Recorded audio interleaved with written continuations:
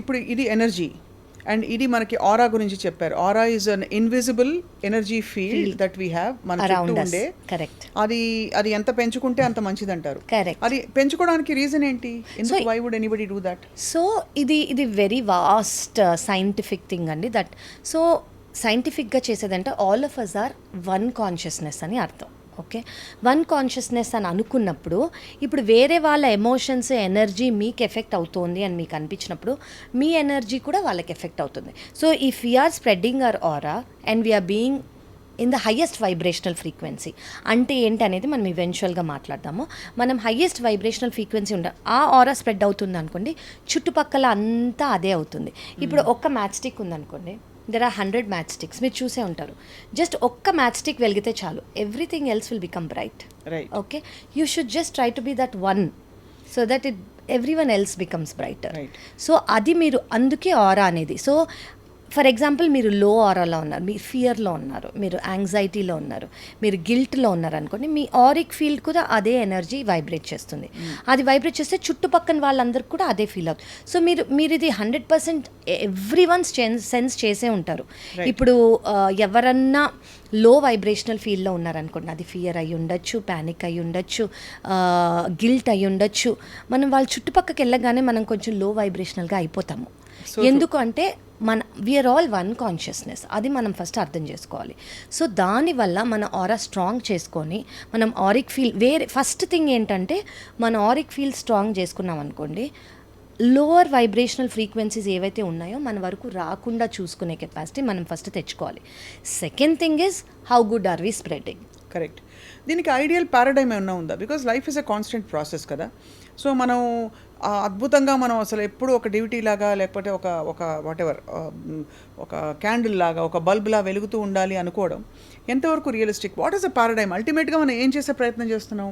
ఉన్న సమస్యలకి పరిష్కారం వెతుకుతున్నామా? లేదు మన ఓన్ ఐడియల్ స్టేట్ని మనం కనుగొనే ప్రయత్నం చేస్తున్నామా? లేదు కర్మ సిద్ధాంతాలు నమ్మే వాళ్ళకి కర్మల్ని మొత్తం మనం బర్న్ చేసి ఒక దైవత్వం అని చెప్పే ఒక అంశానికి దగ్గర అవుతున్నాం. What is it that we are trying? So ఒక థింగ్ ఏంటంటే అండి, మనం ఈ స్పిరిచువల్ పార్ట్లో ఒకసారి వెళ్ళాము అంటే analysing. So once you are analysing, once you are thinking, right, you are actually burning the magic. Okay, so once you do not analyse, the magic begins. Okay, so అలా అని ఏమవుతుంది నా లైఫ్లో అయిపోని అని ఉండటం కాకుండా, సో ఇప్పుడు ఏమవుతోంది అది మనం ఫేస్ చేయగలిగే కెపాసిటీ మనలో మనం తెచ్చుకోవాలి. అది ఫస్ట్ పాయింట్. సెకండ్ థింగ్ ఏంటంటే జనరలీ ఎలా థింగ్స్ మనకు వస్తాయి, నార్మల్ అంటే ప్రతి వాళ్ళకి every one's life is not same. ఇది బిలీవ్ చేసే వాళ్ళు సోల్ అనేది ఒక్కొక్క ఎగ్జిస్టెన్స్లో ఒక ఫిజికల్ బాడీ నుంచి ఇంకో ఫిజికల్ బాడీ, ఇంకో ఫిజికల్ బాడీ నుంచి ఇంకో ఫిజికల్ బాడీకి వెళ్తూ ఉంటుంది. సో ఇప్పుడు మనము గ్రేడ్ 1 నుంచి గ్రేడ్ 2కి వెళ్తాం, గ్రేడ్ 2 నుంచి గ్రేడ్ 3కి వెళ్తాం, గ్రేడ్ 3 నుంచి గ్రేడ్ 10, అలా 9-10 వరకు వెళ్ళగా మనం గ్రేడ్ 1 నుంచి గ్రేడ్ 10కి వెళ్ళాలనుకోవటం is not right. Okay, so grade 1 నుంచి గ్రేడ్ 2 వెళ్ళేటప్పుడు మనకి ఎక్స్పీరియన్సెస్ ఉంటాయి, లెర్నింగ్స్ ఉంటాయి, కొన్ని చెప్పినవి బాగుంటాయి, కొన్ని చెప్పినవి నచ్చవు. అదే థాట్స్తో మనం గ్రేడ్ 3కి వెళ్తాం. సో ఈ థాట్స్ మనకి ఎంతవరకు మంచివో అవి మాత్రమే తీసుకెళ్ళి, ఏవైతే మనకు అవసరం లేవో అవి మనం వదిలేస్తూ ఉంటాం. ఎంతవరకు ఏవి మంచివి ఎలా చెప్తాం? So what ever me energy feel. So ఇప్పుడు మీ లైఫ్కి, మీ పర్సనాలిటీకి, జనరలీ అందరికీ హైయెస్ట్ వైబ్రేషనల్ ఫ్రీక్వెన్సీలో ఉండేవి ఏంటి అంటే లవ్, హ్యాపీనెస్, జాయ్, ఎన్లైట్మెంట్. ఇవి ఇచ్చేవేవి మీరు ఎక్కువ ఆలోచించక్కర్లేదు. Okay, this is right. Okay, అలా మీకు నచ్చినవన్నీ చేసేసి ఓకే ఐఎమ్ గెటింగ్ జాయ్ అని అనుకోవటం కాకుండా what ever is right in that situation మీరు అది చేసుకోవటం కరెక్ట్. సెకండ్ థింగ్ ఏంటంటే మనకి ఎలా తెలుస్తుంది అంటే గట్ ఫీలింగ్ అని అంటాం కదా. ఇప్పుడు చాలామందికి ఇప్పుడు మనం ఈవెన్చువల్గా మాట్లాడబోతున్నాము ఇంట్యూషన్ వాటి గురించి ఉంటుంది, కానీ ఆ ఇంట్యూషన్ అనేది మాట్లాడుతోందా లేదా అనేది వాళ్ళకి తెలియదు. జనరలీ వాళ్ళ ఇంట్యూషన్ని సర్పాస్ అయిపోయి సిట్యువేషనల్గా బిహేవ్ చేస్తారు. సో ఇప్పుడు ఫర్ ఎగ్జాంపుల్ నెగటివిటీని ఎలా హ్యాండిల్ చేయాలి అని మీరు అంటున్నారు. ఇప్పుడు నేను ఇక్కడ కూర్చుని ఉన్నాను, నాకు అది రెడ్ కలర్ నచ్చలేదు. ఓకే, నేను అది చాలా బ్యూటిఫుల్, మీకు అది నచ్చుంటుంది, వాళ్ళకి అది చాలా ఫ్యాన్సీగా అనిపించుంటుంది, నాకు రెడ్ కలర్ నచ్చలేదు. సో నేను ఇక్కడ ఏం ఫీడ్ చేసుకున్నాను, that red colour is bad. That red colour is bad, that red colour is bad. So I'm become ఆ థాట్ అనేది నాలో డామినెంట్ అయిపోతుంది. చివరికి నేను బ్యాడ్ అన్న వైబ్రేషన్లోకి వెళ్ళిపోతున్నాను. నేను బ్యాడ్ అన్నది నా బాడీలోకి, నా థాట్స్లోకి ఫిలప్ చేసుకుంటున్నాను. సో ఎవరు ఎంత ఇప్పుడు నాలో డామినెంట్ థాట్ ఏంటి ఈ మూమెంట్ అంటే ఈ రెడ్ కలర్ నాకు నచ్చలేదు అన్నది.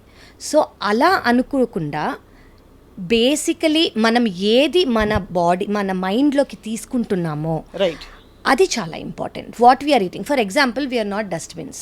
మనము బాడీలోకి మనం ఏది డస్ట్బిన్లో వేసినట్టు ప్లాస్టిక్ కవర్స్ అవన్నీ వేయం కదా, డస్ట్బిన్లలో కూడా సార్ట్ అవుట్ చేసి వేస్తున్నారు. ఎగ్జాక్ట్లీ. సో అలాగే మన బ్రెయిన్లో కూడా ఏది పడితే అది వేయకూడదు.